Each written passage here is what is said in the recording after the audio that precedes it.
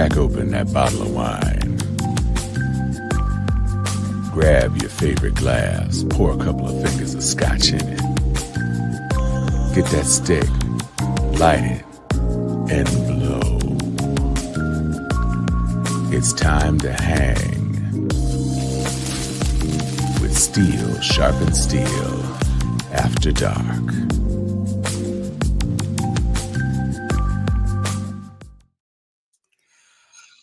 I have got to say, in retrospect, finding that particular musical track for After Dark was a huge win. That is a banger. It is a banger. There is not a day that we play it that I don't have to give it a little roll like, like if Grand Chapter knew you had that song, they would steal it. Listen, if Drake knew about that song, he probably would have put it on Sexy Songs for You. And it might be doing better than Nokia. But welcome, Sharpie, to Steel Sharpeneth Steel. I'm Tom Cunningham. I'm Joyce Stevens, and I am excited because we have a long-awaited special guest for you today. We talked about it last week. We didn't really do any test running or anything, had some technical difficulties, but today we bring on one. Phil Harrison. Phil, how are you doing? Good evening, Sharpies. I'm well. It's a beautiful day here in Southeast Arizona. Good to see you. Oh, good to have you. He almost in my time zone. Look at you. You're closer to you than me. Sure is. I'm about a 7-hour drive from you. Yep, sure are. So, of course, we also have our one and only Anthony Turner holding it down in the comment section. Always holding it down. Yeah. Solidly holding it down. And the unique thing, because you're right, of course, Anthony, that the title is intriguing, not for the least of which reasons is that the first two people in that list walking into the bar could be the same person. Could be. I started to say it was, but no. We're over. Our cup runneth over with idiots right now. We are in an idiot surplus, and they are going 10 for a penny at this moment. Not penny candy. Right. Buy one, get four free. We have as many idiots as your grandmama has hard candy in that crystal dish next to her covered couch. Right, in that butter cookie dish. We have a... What'd you say, Phil? So we are running into surplus dipshittery. A surfeit. Yes. Of a plethora of a cornucopia. Yes. A cornucopia of crackheads. That's what we have. Ooh. So that being said, we can get perhaps the nicest person out of this trio off the books. Viva il Papa, Leo XIV. Yes, we have a new pope. New pope. And it seems as if he was one of the more popular ones to win, not a Trump choice, although he is the first American or the first United States citizen to be pope ever. And that's a big deal. Mm-hmm. Well, and it's interesting because Francis was hailed as the first New World Pope. He was an Argentine. And so to hear that Leo, his successor, was American born, but spent a lot of time in South America. It's interesting to see that global shift. I mean, I think there have been 276 popes. And so to only have these last two be from the New World is kind of amazing, but not exactly surprising. And apparently, from what I've heard, I mean, I asked my brother's a priest, and of course he was excited that the search was over. It didn't take as nearly as long as some have, but longer than the first ballot. Not wholly unlike Mike Johnson. Go ahead, Phil. Oh, actually, I was cracking up today simply because Pope Leo the 14th. Mm-hmm. You know, he's a Chicago native, spent about a third of his life in Peru, and doing 2 different steps. At exactly what point, I'm really not sure. It escapes me. But I'm just wondering, is he a true Chicagoan? Is he shy native? Right. Does he have that thing on him? Does he have that thing on him? You know, from Chicago to Peru, does he know the poo-poo? You know, Well, it's funny you say that because I went out, having gone to high school outside of Chicago. I'm still in a group with some of my high school friends, and almost immediately after Leo was announced, they produced a meme of him, and his papal mitre features the Chicago flag. He's wearing a shirt that says "The Bears." He's holding a slice of pizza, which is not Chicago style pizza, so they kind of missed the mark on that one. And then he's holding I couldn't even make out the words on the liquor bottle he was holding, which is somewhat offensive. But Chicago, I know, is going to be on fire. Oh yeah. That's a big Catholic town. So, the funny thing is like people were wondering, where does he stand? Because the previous Pope was very inclusive in his speech, in his actions, in his praise and condemnations around, accepting everyone and being more generous to the people that need our help the most. And the first thing I saw when I went looking for, news on the Pope or the new Pope was this.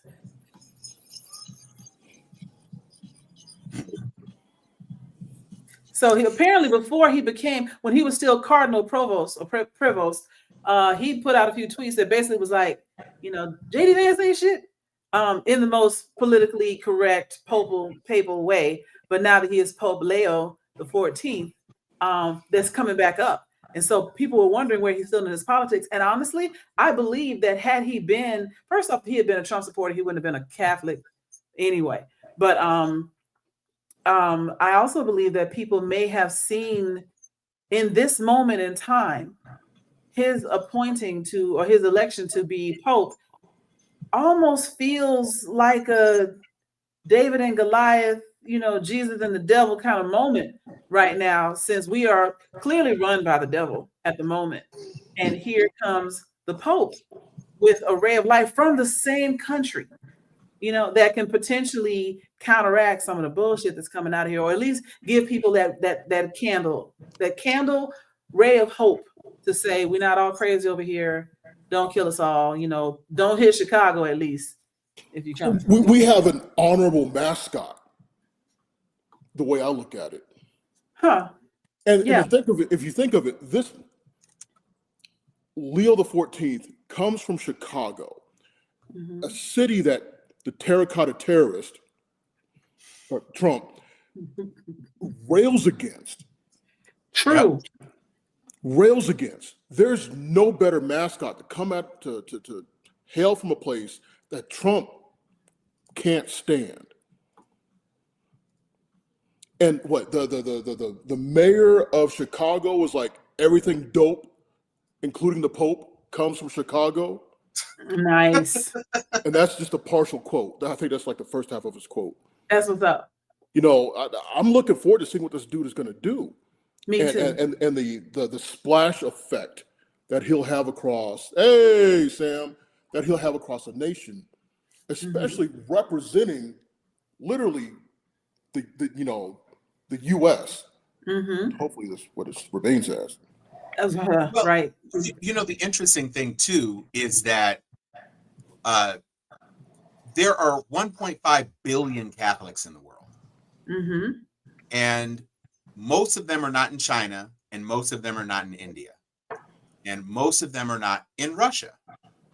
So that's more Eastern Orthodox, where there are Catholics in Russia. They're all in South America. Yeah. So you've got Latin America, Spanish Europe, Portugal, basically all of South America. And these are all places where Trump's, I guess, unintended, just because he's that clueless, his positioning as, I want to be Pope, and sending out that meme where he was AI generated. Everybody. He offended everyone. And MAGA, I mean, the quote unquote right to life segment of the Catholic Party sometimes is aligned with the evangelical piece that's also heavy anti-abortion, and that puts them kind of in bed with MAGA. It certainly made them strange bedfellows, but bedfellows nonetheless. And so to offend those people, such an unforced error, it also is a very stark thing to be contemplating while you're in the midst of these supposed deals that are going to be made. He's just making himself hate it and hate it and hate it. For the people that are watching this on their phone, I'm going to read Bob's comment here. Leo supposedly said in his speech words to indicate that he supports and agrees with the most recent Pope's words on social justice, and they have been very close friends and of the same mind. So that does bode well for us as a country and the world. Matter of fact, I saw another headline that said Pope Francis saved the Catholic Church, and now Pope Leo is going to have to save the world, which sounds heavy, but it ain't far off. And let's be clear. Most of the cardinals voting in this conclave were appointed by Francis. So it makes sense that they would end up electing someone who was more philosophically aligned with Francis than his predecessor, because Benedict was a lot more MAGA adjacent than Francis was. Francis was like the polar opposite of Benedict. And now if Leo ends up being, and this is the graphic, by the way, that I was discussing earlier. Cute. So it kind of actually, if I'm being honest, it kind of reminds me of John Paul II more than it does Leo XIV, just because Carol if they drew it with AI, they probably pulled from John Paul, because I think he was the most photographed pope of the time. Yeah, he might have been. But Francis, I had the pleasure of being able to see Francis celebrate a mass, because I was in Rome for the canonization of Saint Teresa, and I also got to have I went to a pizza party in the Vatican after that, which I highly recommend if you are able to get those passes. But this is a good day for the church following a sad day a couple of weeks ago, and so it is a good sign that he appears to be a man more of Francis's spirit than Francis's predecessor. And he was elected relatively quickly. I think they said the last two have been elected like on the eve of the second day, which is, pretty good for a bunch of people to come together to decide who's going to represent God's voice on earth. Right. And I think before that, it had been 3 days. So, it's been good. Yeah. Bob, wow, Bob. Wow. I'm just saying, the rumor has people are saying that I should have been the Pope. That he declined the appointment and handpicked Leo to take the job. People are saying, I didn't really want the job. Right. He had too much to do trying to save America from Biden's terrible policies. Something stupid like that. Those communion wafers make my hands look really small. So Sam is saying, anyone happy? Excuse my ignorance, but why is the Pope thing so important today? It interrupted my soap opera. I ain't like that. So what I will say, Sam, is that, like I said, 1.5 billion. That's 5 times the population of our country. So that's why it's major news. So I agree that his demonic, demented ego has no limit. That is absolutely true. So thank you, Leo. Good luck. Viva il Papa. And let's see what you do, bro. And let's make sure J.D. Vance gets nowhere near him. Nowhere. Hey, look, Trump already wants a meeting with the man, which might be even quicker, a quicker demise. I say stay away. Right. No, it's. But is anyone cool. Like, compared to when Francis came, took the lead versus Leo now? Anyone notice like night and day? Like we know Francis was missing part of a lung, so on and so forth. This Pope looks like he runs. He looks like he's doing. He has a Fitbit on, and he's. Oh no, he is the papal trainer Pope is what he's looking like. He's doing dips in St. Peter's and making it happen. He's walking the square. Right. He's walking the basilica and listen, it is a walk. If you have never been to Vatican City and you have never been in St. Peter's, I highly recommend it. Trump would probably, you see all that Rococo gold, fake gold stuff that he's put into the Oval Office now. He would absolutely love the Vatican because That's why he wants to be there. Right. It's exactly, and like Prince said, you can be the president. I'd rather be the Pope. Yeah. And thankfully, it's never going to happen. But I mean, he would have to have read the Bible and not hold it upside down, and be a Catholic, and be a good person, and have done good works, and a whole lot of other things that he don't have enough time left on earth to do. What Trump? What flip-flop from Presbyterian to non-denominational? Whatever if anyone believes that his daddy in hell, he's vacillating between 1 and 2 Corinthians. You know what?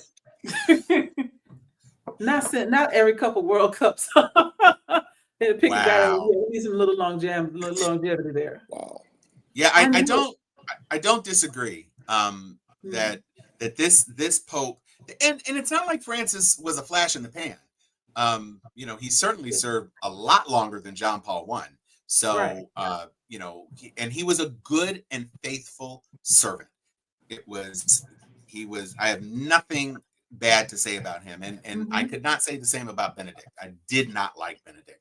And I was raised Catholic. I'm not as practicing, obviously, as my brother or my mother.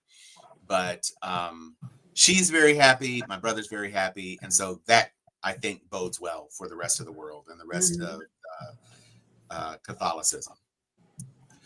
So the other thing about it is he is going to continue to be, he's going to continue to be an inclusive leader, same way the last Pope was. At least it looks like he's going to be that way. And so you're going to have a ridiculous amount of cognitive dissonance happening with religious evangelicals, religious right, et cetera, here in the United States, because they love to say, the Bible says this and the Catholic Church, blah, blah, blah, and throw the Catholic Church in front as a shield around things like abortion rights and marriage and all this other kind of stuff. And he's coming out like, no, you can say they if you want to. Like, he's not concerned about it, or neither was the previous Pope. But it was easy to say about the last Pope, well, he's not from here. So he doesn't really understand the United States. It's different. This dude is not only from the United States, he's from Chicago. So then they'll jump on Chicago about Chicago's too woke, Chicago's too liberal. They'll find a way to twist it, no matter what. But at the end of the day, the Pope, you going up against the Pope and saying the Pope doesn't understand the Bible, I feel like you're going to lose that fight. Yeah.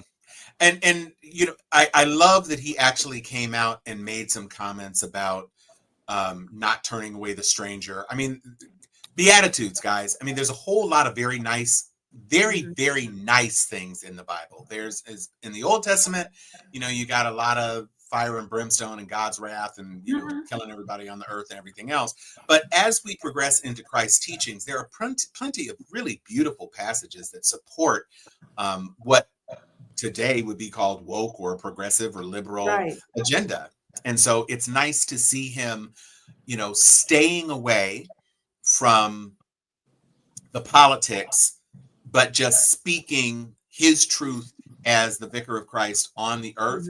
And I saw a video right after Francis passed, and this little boy, because Francis would allow people to come and ask him questions and stuff and pray with him and everything. This little boy, he was like 5 or 6 years old. His father had died, but his father was an atheist. But the father insisted that all his children be baptized. And the little boy wanted to ask the Pope a question, and he got up to the microphone. He just got too scared, and somebody was about to lead him away. And Francis said, no. Come here, sit on my lap. Just whisper it in my ear. You don't have to tell anybody else. Just whisper it. And so he did. And then he asked the boy if it was okay for him to share what the boy said. And he said yes. So the boy went to sit down. He said, this young man's father has just passed, and he was an atheist, and he wanted to know if his father was in heaven. And He didn't say anything that violated the precepts of the church. The church would say unconfessed people go to limbo. You know, there's purgatory.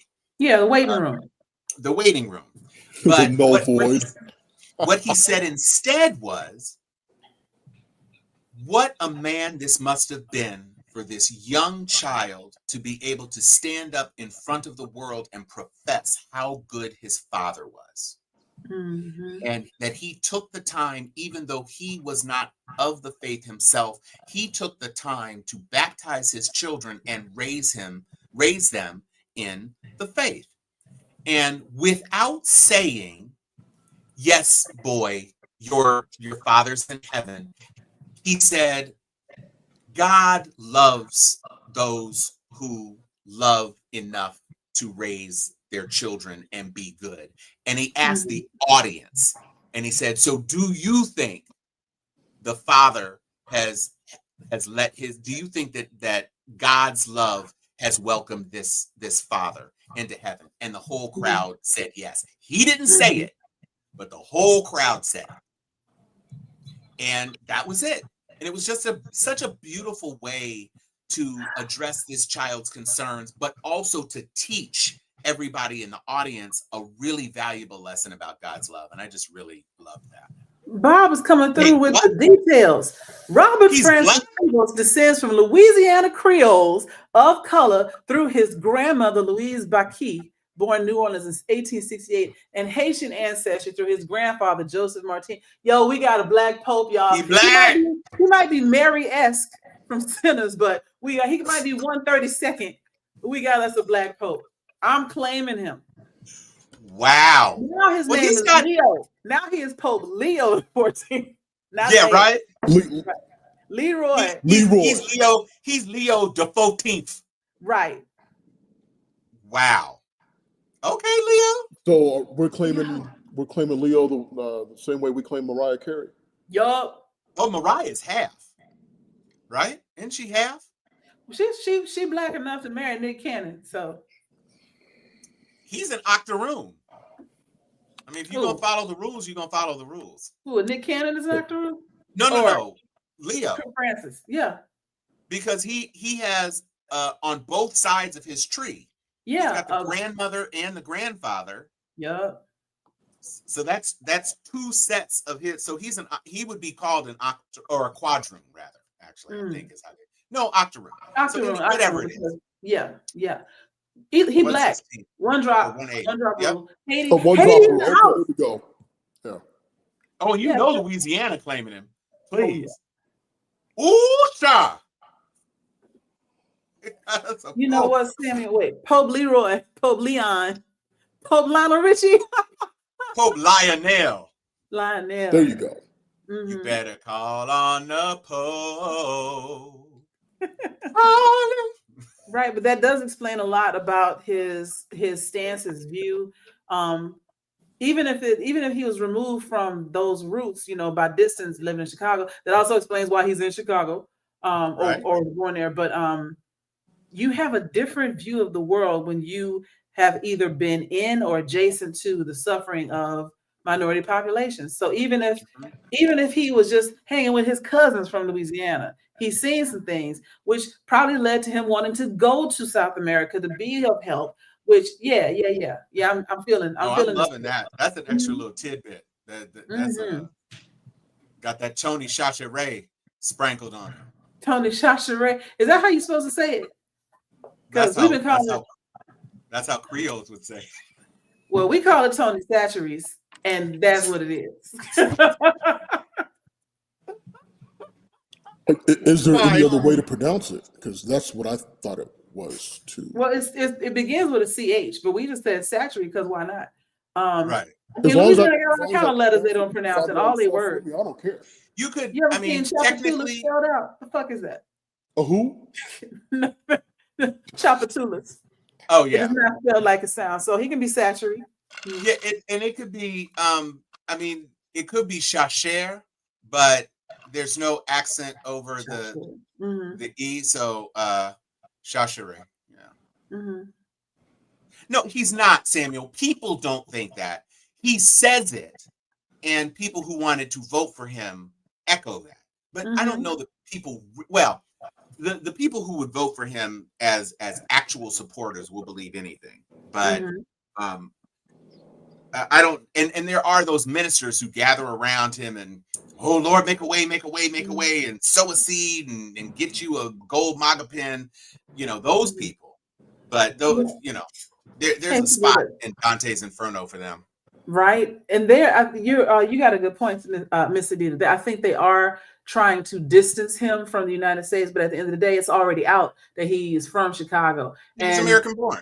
Yeah, he's American born. And someone's going to ask for his birth certificate.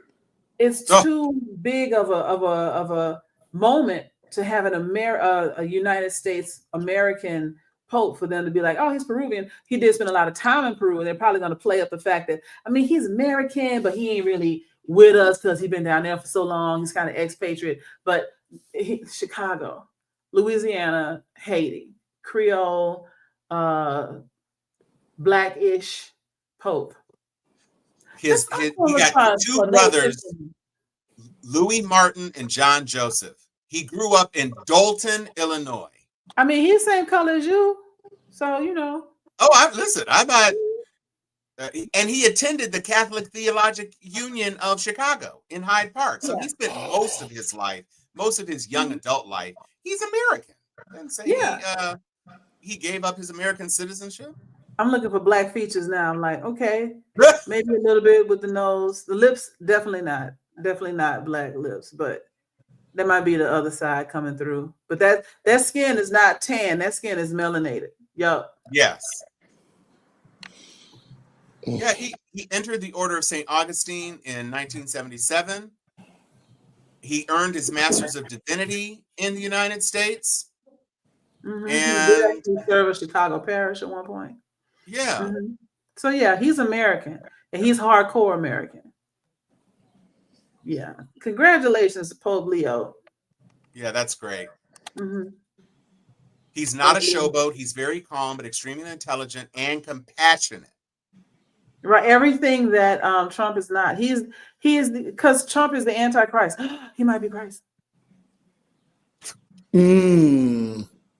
Well, he definitely has a different crucifix. One of the things I remember from when Francis became Pope, his crucifix was a very different. It wasn't regal. It was very kind of hand spun, with kind of a curved cross and a very simple, articulated crucifix figure. Whereas Leo's is a little bit more ornate, but I mean, you know, Chicago gotta have that blame, you know. Yeah, you know. I mean, so did you see when the Pope walked out, you know, from the red curtains, the first person out carrying the large crucifix? Yeah, it's a brother. Was a brother. And he, black. Yeah. So probably an African. Yeah, like TV off black. Yeah, no, he was. You know, it was. I thought it was pretty cool. In the wings, off to either side of his main balcony, you could see a lot of the melanated cardinals kind of toward the front, which I found to be very interesting. Yes, that is very interesting. Yeah. And I think it was also interesting that this happened in the aftermath of Conclave, when Conclave turned. There's going to be a lot of streams of Conclave, I bet you. People are going to be doing video on demand of Conclave this week to see how things go. But I feel good. I felt good when Francis was installed, and I feel good. I don't know that you do. I'm not going to speak on Catholicism in Africa, but you know. Well, he's talking about. So when I was in Ghana, one of the things that our tour guide said was that in Africa, and at least in Ghana, you had about 60% Christian, about 40% Muslim, and about 75% Voodoo, because people will be, they will go to church, then they will come to the Python Temple after church, right? Or they will go to mosque and then slide on in a temple, or get the makings for a gree or something like that. Because the entire practice is not a religion.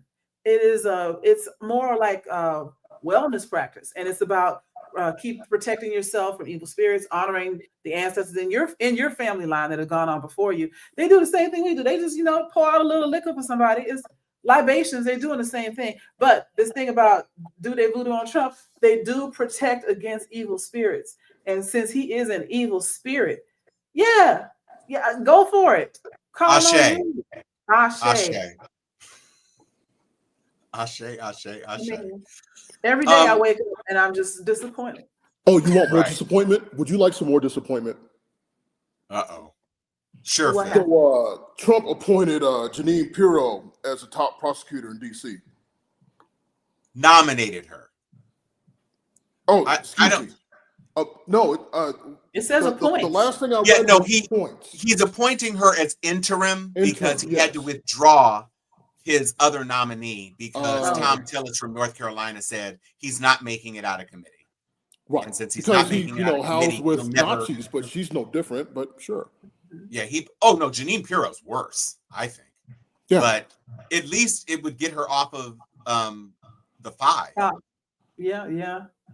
That's true, but okay. So it's not happening. She moves from the 5 on Fox.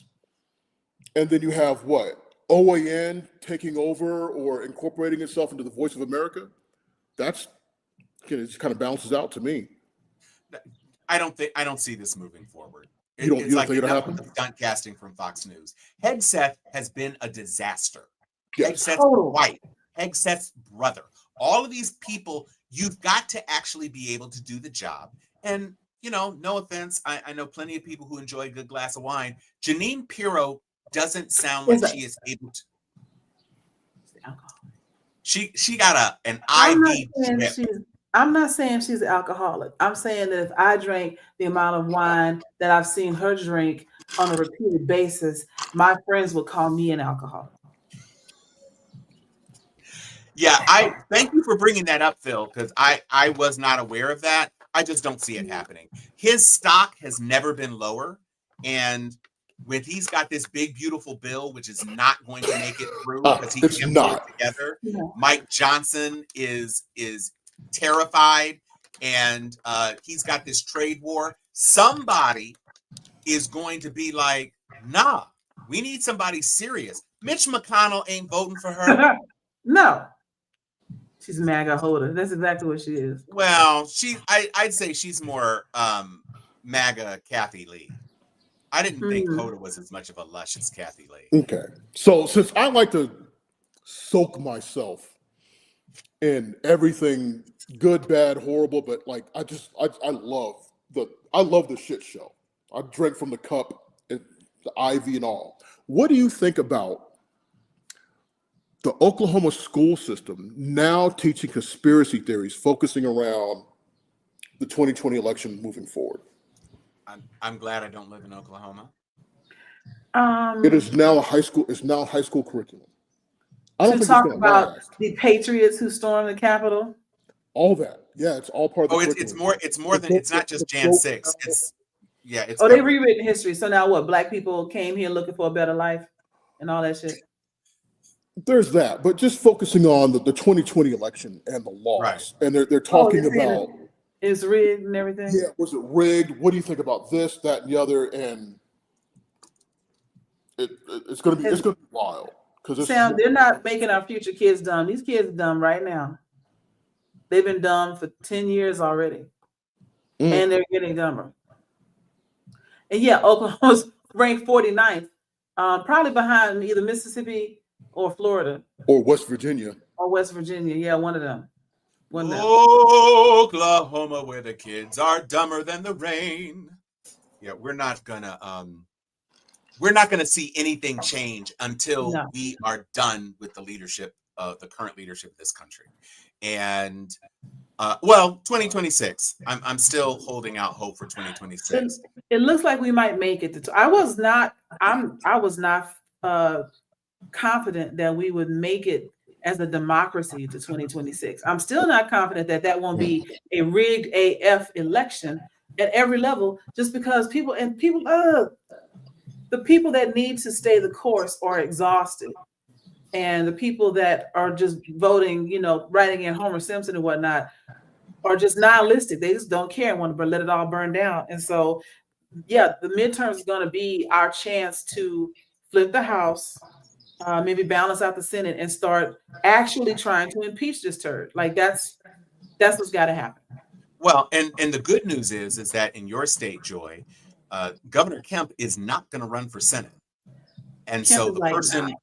The person with the most name recognition and the lowest ratings against Ossoff is Marjorie Taylor Greene. And she is enough of a psychopathic narcissist that she is going to insist on running. And even though her seat is probably going to go to another Republican, it won't be It a may Republican not. who's her.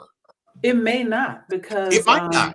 If she's not running, I mean, there's been that a would be lot. great. So they redistricted her to give her the win last time. There's no guarantee, because a lot of things there's a lot of moving parts in North Atlanta, North Georgia, where that district she may not even win her own seat back, to be honest. Well, if she's running, she can't run for both. So Right. if she throws all her eggs in the Senate basket, then that's great. Because, I mean, we need to hold that Georgia seat for sure. We can't lose any seats. No. And so I don't know if it's going to be Jasmine or if it's going to be Colin Allred. I would love a 1-2 punch of Colin taking the Texas Senate seat and Jasmine getting promoted within the House when we flip the House. That would be exciting. Yeah, I mean, anything. I mean, because the Doge committee is going to be gone when we take the House. So if Doge is even a thing by then, Doggy is even a thing by then. So I'm going to touch on what Sam has said down here. They are trying to brainwash children into voting for their own enslavement. It's nothing new. Yes, they are, but that's nothing new. Right. Poor white people have been voting for their own eventual enslavement for 100 years.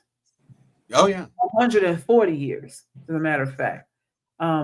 The idea that they can separate themselves from the people that they think they're better than and do evil to the people that they think they're better than without it falling back on them has always been the dissonant thought of rural America. I'm going to stick it to these darkies. I'm going to stick it to these immigrants. I'm going to stick it to these women or whatever. And now realizing, hey, that is your wife. That is you with the government job that just got eliminated.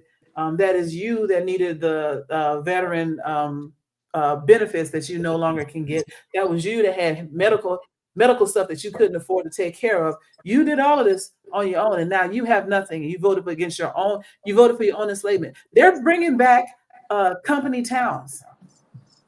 And so it's something that we talked about with Octavia Butler and her books, et cetera. But company towns are also not new. A lot of companies used to own little small towns all over America, and everybody in the town either worked there or was married to somebody that worked there.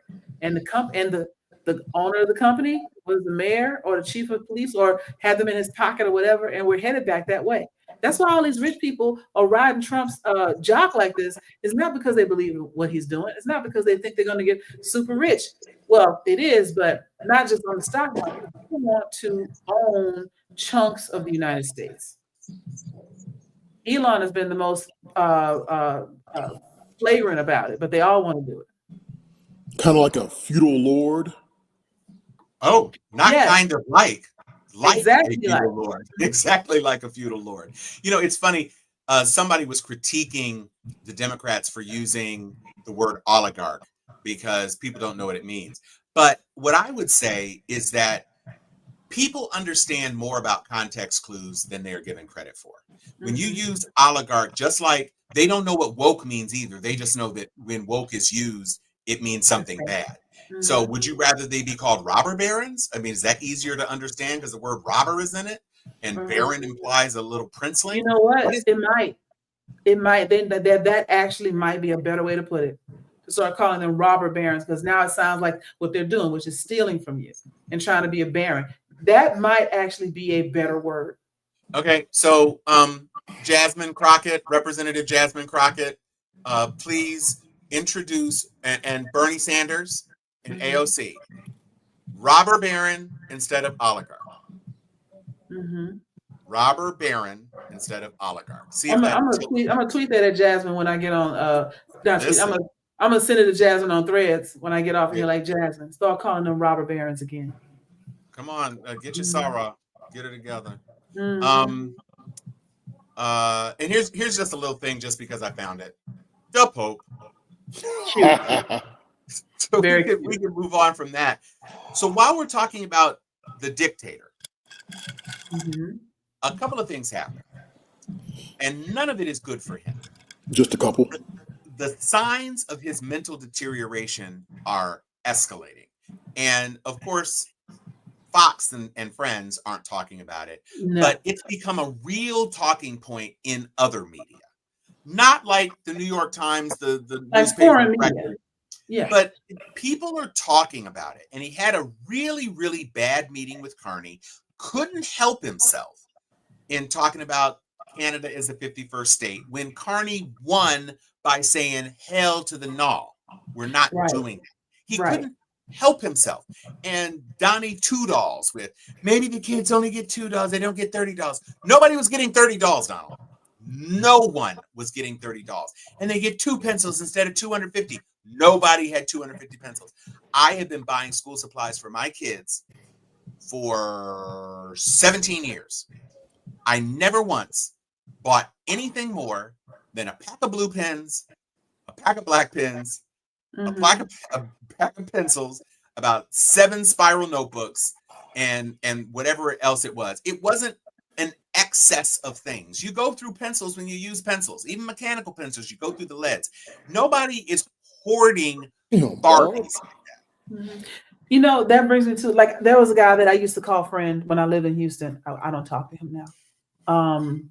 He went off the deep end behind one thing. And it's interesting how they'll take an extreme version of something that has nothing to do with what they're talking about and say, this is why I'm voting this way.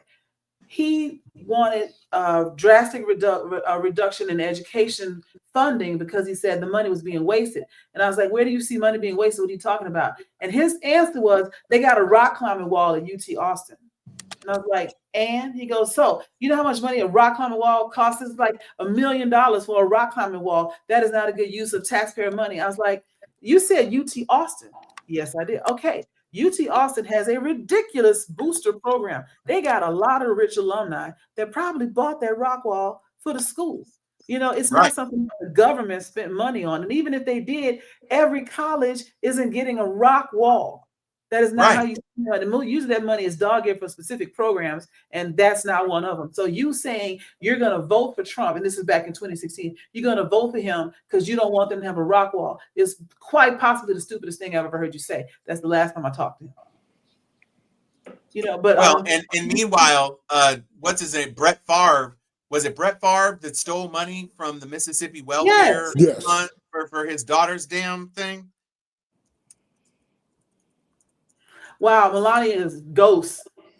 Oh, she's ghost. That's why the Oval Office looks the way it does. Yeah. They have been saying that Melania, he's been in office 100 days, right?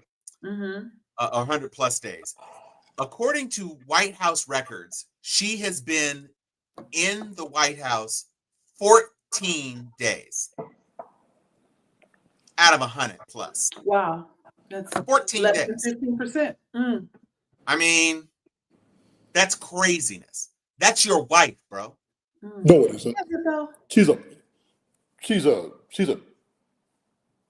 pet. She's a thought. Yeah. Melania waiting on that man. She is still waiting on him to die. Listen.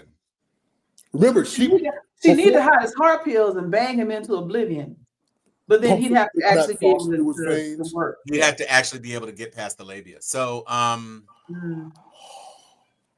that's for her. For him, he just needs to, the exertion out of the cross there or whatever. Well, he's going to live to be 200. He's the most physically fit president we've ever had in the history of the country. And 224 pounds. Yeah, 224 pounds. Mm-hmm. What wasn't before he left office? I think they said he was like 218. I'm 6'4", 260. I know. No. I know. I weigh 247 pounds and I'm 6'2". And he's That was my definitely retirement. bigger than me. Oh yeah. Trump weighs 300 pounds, easy. He's got a neck hoo-ha. What? He's got a vagina. Esophagina. Esophagina. Adding syllables. Can we With not? with the right line, that would be hot. That would be hot in like a hip hop song. But now it's just kind of No. Speaking of the demon and things that he announced, remember when he announced the 90-day pause on tariffs, it was going to be 90 days, 90 deals. And we're into day, I think, 23 of the 90-day pause. And oh, wow.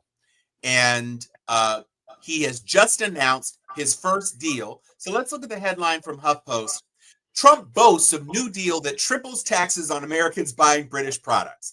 The agreement will result in $6 billion in new taxes that Americans will have to pay for goods from the United Kingdom. What a deal! With our allies at that. Our allies, our strongest NATO ally,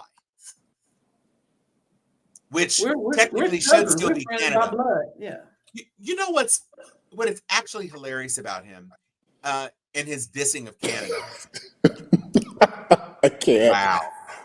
No, that's not inaccurate. Oh, you know what? He says we don't need anything from Canada. We don't need their lumber. We don't need their energy. We don't need this. We don't need that.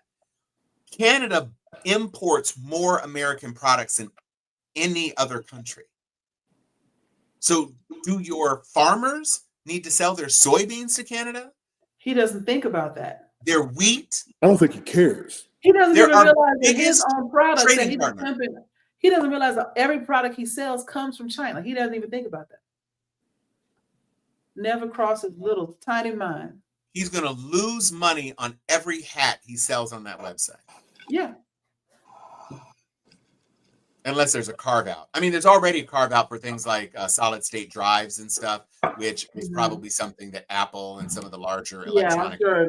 Rolls Royce aircraft engines from the UK. Bezos and Elon aren't going to feel that pinch. But that's not for automobiles. That's for aircraft. No, I know, but still, they're private jets that they already own. They are not the people who are going to care. But Boeing, yes, and some of the major carriers are going to care because when you're already dealing with a multi-million-dollar plane, tens of millions or hundreds of millions of dollars for a plane, then 100 or a 10% tariff on that engine is not a small number. No. Have you ever seen repair costs? Just hourly maintenance costs? It's not fun. No. It's not fun. I mean, I know how much we pay for Air Force One to go down for him to play golf every weekend. Right. So none of it is going to get any better. His security for golf. What do you think security is for Melania for being AWOL for 85%? Right. She's somewhere fucking Secret Service. I mean, traveling with Secret Service somewhere. I would, if I was her, I would be getting it with my agent all day. Because why not? She ain't got nothing else to do. Well, it's funny because I happened to watch an episode of The Good Wife last night in the final season where he's the governor and they're living separate lives and she's sleeping with the private investigator for her law firm. And at the end of the episode that I was watching, they're all canoodling in a little corner booth and she unzips his pants and starts to give him a handy. And she's relating what the headline would be as they're snickering with each other. And she's digging her nose into his neck while she's manipulating him underneath the table. And it's like, that's exactly what Melania is doing. Yeah. Without question. Just like Princess Di was with that red-haired guard of hers and Harry turned out to be a ginger. It's exactly what's happening. Not to disparage you, Duke of Sussex. I promise I'm not. But too late. I would take that one really personally. Yo, Justin blew that back out. You could tell by the way she looked at him. He blew that back out in the first term. And Trudeau ain't got a job no more. Right? You ain't got nothing but time and opportunity. Yeah, Carney's in charge, so he could slip in there. He could put on a mustache. I am here to see Melania Trump, Right? and he Just takes getting a off that little mustache. poutine in her. Yo. Got the curds and the gravy. Yeah. Somebody. He giving her all the gravy. And Get this maple syrup, girl. I don't stay sober enough for the this. show went off the rails. I mean, did you put up Chan's? Thank you. Okay. Service secretly, yes. And I think the Turkey baster. you saw the well, I think we've all seen the supercut of Melania actively avoiding his touch Over and over again. and the one that kills me is when it's just the little pinky finger and he's trying to find any part of her hand for the little like, pinky to touch, and she's like, get away from me. Yeah. I feel like if she could punch him in the face and run away, she would every day. That's why he wears the makeup. To hide the beatings. Mm-hmm. Mm. I think the reason she copied Michelle Obama's speech was that she wished she loved her husband the way Michelle does. Or she wished she could get at Michelle's husband. Like everybody wanted to. If you see her smile at Barack, it's an envious smile of, ooh, I bet he smells good. Like you can just see her hoping against hope that one day somebody. I bet he tastes like peaches. Right. That kind of thing. He tastes like peach Hennessy. Yeah. But when he said Melania giving out Poochie. Pretty much. So yeah, so nobody knows where the first lady is. They were talking about Michelle not going to Jimmy Carter's funeral because she didn't want to sit next to Trump, and she sat that out, which she has a right to do if she wants to. But now how first lady-ish that is. Meanwhile, Melania ain't even here. The last time we saw her was at that funeral. We ain't seen her since, and we didn't see her before that. And what Mrs. Obama said is that she's embracing the power of no. Yep. I ain't got to play your games. You aren't playing presidential games, so I'm not going to play your game. I passed that chick a Tiffany box when y'all got in here the first time. Deuces. Yep. Let Jill do that. That's Jill's job now. Yeah, you're right, because Jill is the most recent former first lady. She is the most recent former first lady. Mm-hmm. Every first lady don't show up. Now, not Barbara, W's wife. Laura? Barbara was the mama. Laura. No, Laura Bush. Laura is always with W because he's just happy to be invited anywhere. Yeah. And the Clintons are showing up together because they're basically welded to each other now. It's done. She's never going to be president, and so they might as well just suck it up and be that kind of family. And the Obamas love each other, but everybody hates Trump. And Joe and Jill love each other. And so when the occasion arises that Joe Biden passes on, I'm sure that Michelle Obama will be there. And I'm guessing Trump won't. He won't. Hopefully, he'll be in jail. Well, there's that. That would be great. In jail or under it? Because I would prefer, I don't know if you've ever been to Gitmo, but like there's a few levels to it. It's nice. I've never been to Gitmo, Phil. You know who has Chuck Hobbs? But it's an interesting place. Yeah, Chuck Hobbs was at Gitmo interviewing people. Really? Sure was. Cool. He was. It was arranged by another of our frat brothers, Miles Kagan. So we Sharpies be doing things, y'all. Mm-hmm. We be making it happen for real. Mm-hmm. Speaking of which, if there's anybody out in this side of the country who lives in the Valley, specifically near Studio City, not Nancy was there as a ghost. Oh Lord, Jesus! This brings me to something that I asked earlier. Why is nobody asking Too Short about his lyric about Nancy Reagan? Oh, corn on the cob. Because it's true. I mean, is it just obviously true? Like, no, that was the rumor. I think there's a Oh, VHS tape. oh. It was widely known that her unique skill, because that was not his first wife, that it was widely known that her unique skill up and around Hollywood was that she was a Hoover. She was a throw doctor. Doctor. Doctor. And one day she just, but like, how did she even get in the same circle to meet Too Short? Oh, I'm not saying she was involved with him. I was just saying that his lyric about her skills is well supported by documentary anecdotes. Okay, because my thing is like, I didn't know that about until it came out like a few years ago that's what she was about. But he wrote that song in the 90s. And I'm like, how did he know that in the 90s? Did he get one from her? Oh, Hollywood talks. But that's what it is, because you got to realize once she was married to Reagan, them days was over. Oh, so definitely. it was just the sweet memories of woo. You know, you see the video where this old brother is talking about this young cat who called him old. Why you had to call him like, old? He said, grandmama I'll tell you something you don't know. Your grandma has good inside the mouth skin. Yes. That's the way he said it. Go ask about me. Ask her about me, calling me old. She got good inside the mouth skin. Oh, Jesus. And leaning in and out of the camera like Sharon. Don't. Nasty Nancy. Yeah. No, Too Short ain't got nothing. What's his favorite word? Melania was a call girl, escort, whatever. Yeah, right. Nude model, all those blah, things. blah, blah. So she made it to the White or House. Or as Samuel called her, first word. Okay, let's take that off the broadcast. I'm not trying to have stuff flagged.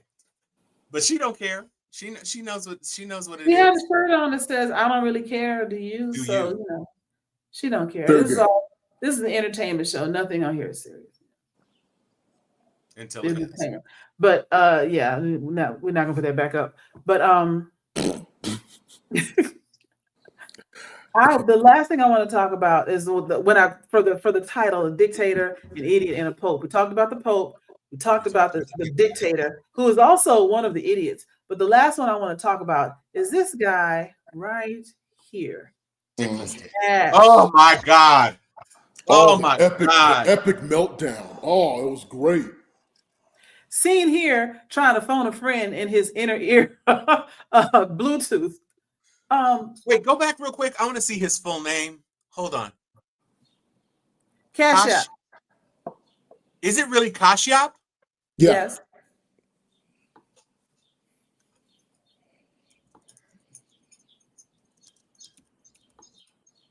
Wow.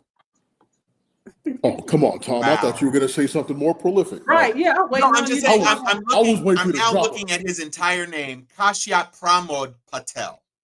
Mm-hmm. And what's funny is I remember growing up in Houston, there was a particular, it wasn't a slur, it was a stereotype and a label. It was a pejorative label, but it wasn't a slur. But there were some Indians in my high school, and they acted a certain way, and other Indians called them Patels. You know what I mean? I do. Because that's a very common that's a very common surname. Yeah. Well, it wasn't like Keeping Up with the Joneses. It was like almost like saying, "Oh, you think you're a Hilton, or you think you're a Rockefeller, or something." Like they tended to put on airs. You know what I'm saying? Yeah, they were snooty, even with other Indian people. That's why they called them Patel. Because there were other last names, but that particular one, I remember that growing up, hearing that and understanding it, but not really understanding it. And now I'm sitting here like, this is what they meant. Him. They're talking about him. Well, you heard that supposedly he's spending more time in the club than he is in his FBI duties. Yes. Instead of talking about we need more money in the FBI so we can carry out our duties, bruh.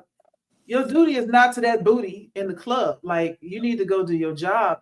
Not to mention, half of the time when he was being questioned by the Senate, all he could do was say, "How dare you question me?" over and over again. I'm out here trying to do my job and bring the truth to the American people by lying to them in their face every day. Like, well, and also he said he was going to close the FBI building and turn it into a museum on day 1. Yeah. We're on day 109. But that's the thing, like, the thing that nobody, I think, really, I don't think anybody really understood how deep it was going to go. We knew that there would be a lot of cronyism. We didn't think it would be this widespread, where every single person in every single place was an idiot.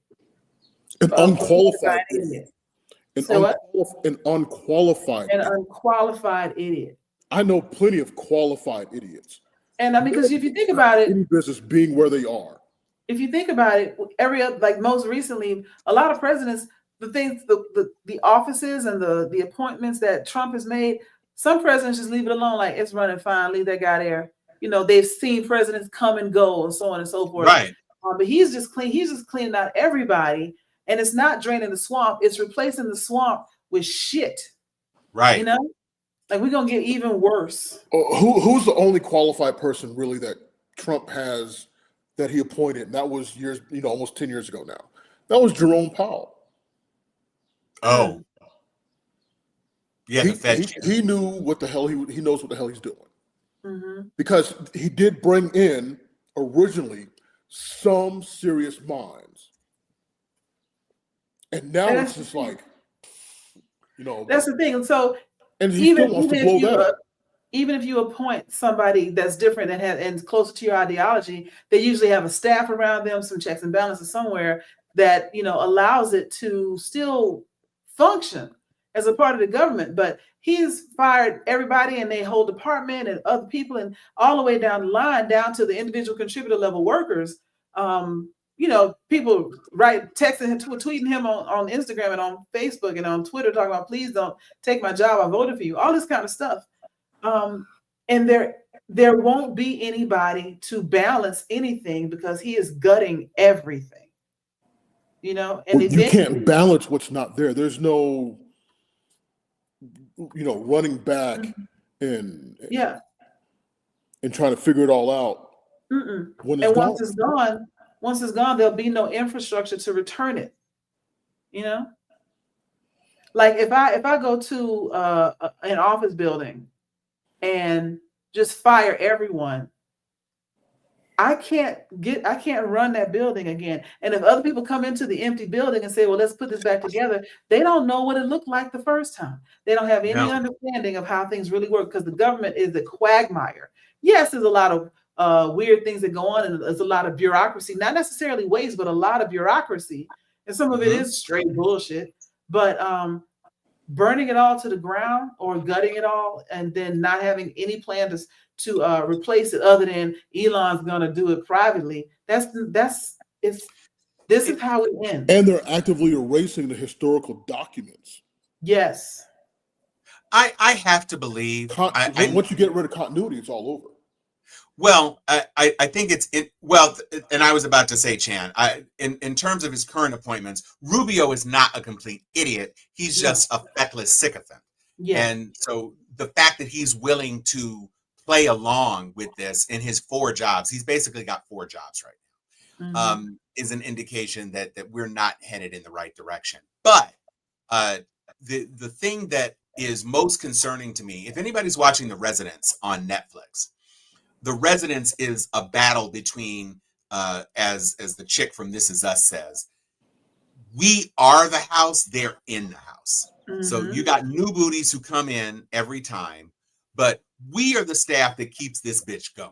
We've been here forever. We know where the mouse holes are. We know where the leaky faucets are. We know how to run this house. And then you have people who come in with the administration, that become the pets or whatever, but they are temporary. We are eternal. And the biggest crime he's committing against this country is the decimation of the institutional knowledge that used to hold us together.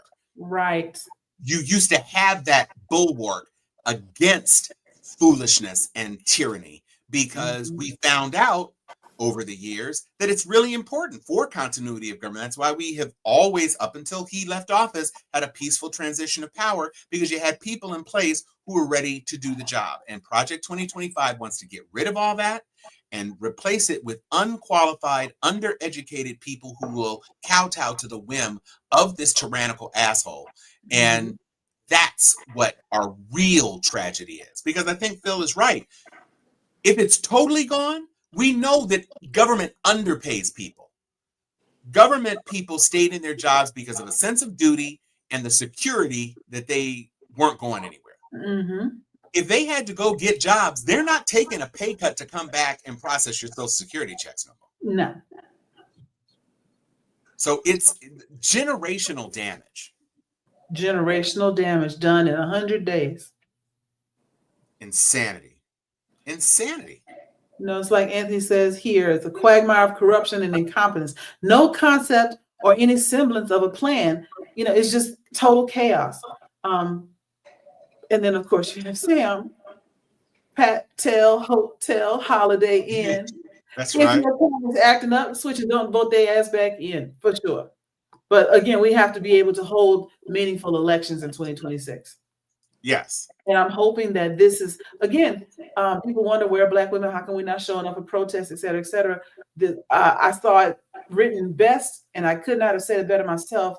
This is not our lesson to learn. Y'all got to learn that lesson on your own. You got to figure it out for yourselves and understand that this, we keep telling you it's not a dress rehearsal. We keep telling you it's not for play. We keep telling you to be serious about your vote. We keep telling you that it matters, and you keep fucking around. And now we're all finding out. We knew we were going to find out, so we're letting you find out for the first time in your lives. And so hopefully there will be a reckoning during 2026, or, you know, reconciling, where people realize, hey, we might need to get a few more Democrats in there so they can actually fight back. Because right now they're toothless. They don't have control of any house. They just that would be excellent. I mean, I don't know that we're going to get the Senate. I think the House is definitely within reach, and the House is important because I do kind of feel like if we gain one more seat in the Senate, if we get it to like 49 to 51, and so the House, if the House brings articles of impeachment, I think Mitch McConnell would vote for impeachment this time.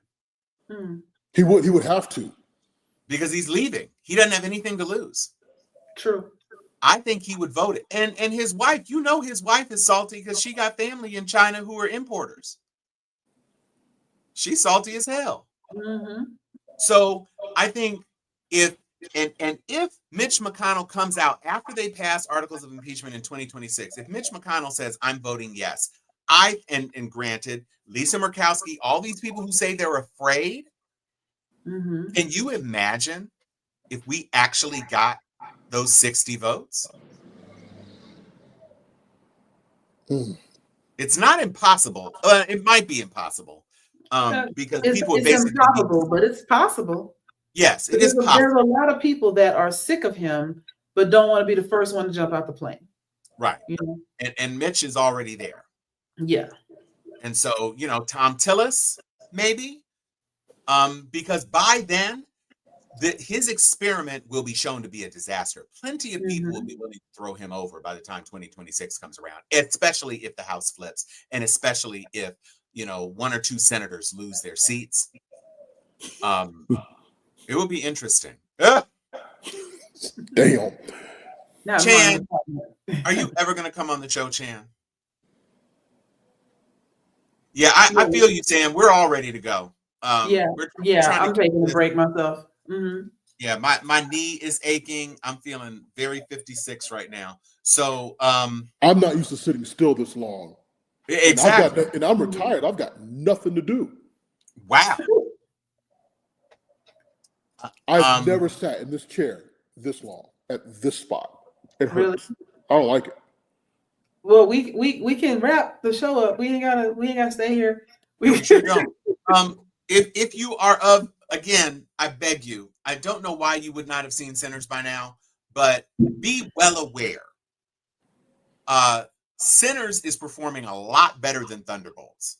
And they said they were going to release Sinners back onto some IMAX screens. All of those screens that they re-released it to instantly sold out, and it's not even going to be on screens until not this weekend, but the following weekend. It's already sold out. I would not be surprised, based on what the drop of Thunderbolts is going to be this week, that they don't shift some of them screens back to Sinners, because Sinners was selling out IMAX shows. I have not seen it. I want to, but you gotta go see it. You just said you were retired and you don't like sitting in this seat. Go ahead and go to the movie theater. Okay. I'm an entertainment buff. I love to be in the theater. I don't love being in theaters anymore. And I don't care about violence or whatever. I don't like people in movie theaters. If I could sit in a movie theater all by myself, I'd be good. But I'm the first one to look over and be like, shut up. So what you need to do is you need to find a morning show, the first show that's not on a Tuesday, because Tuesday is half price for AMC. Find the first show on a Tuesday before school gets out, because when school gets out, it's going to be crazy. But you still got this week and next week. Go early. I live in a retirement town with one movie theater in a town of 50,000 people. I don't have I don't have my Orange County, California options anymore. I don't have my Middle Tennessee options or wherever else, wherever I've been stationed. I don't have that here. So I have to wait for it to come out on Apple TV. I've seen it 3 times myself. It's a really good movie. You're going to regret not seeing it on a big screen. I know you got a big TV at home, but you're going to regret not seeing it on a big screen after it's out of the theater. So it's about to be 180-inch short throw laser. But that's still not it. I mean, I told you. I told you to go see it in the movie theater. If you don't, that's on you. Stove is hot, so you know what? I don't like when people talk to me like that. Okay, fine, I'll go see it. I got nothing. Okay, good. It's really, really good.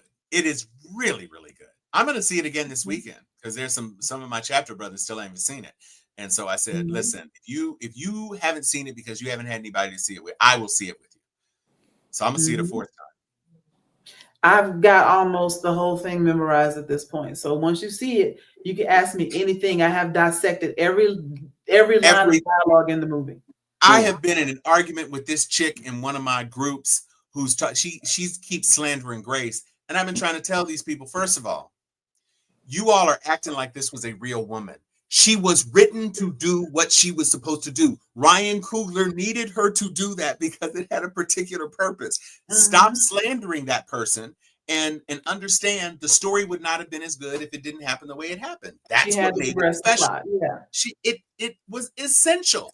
Well, but see, and I was like, okay, you're not a screenwriter. You don't understand anything about story structure. Not to mention that even that scene, the way that it's put together, has some parallels to modern day allyship, So absolutely, it's great. Absolutely, people are in their feelings doing sinners think pieces, and I look at I'd be looking at some of this stuff like, okay, you just wanted it to end totally differently, and if it had ended totally differently, it wouldn't be the same movie, and if it weren't the same movie, it wouldn't be as popular as it is.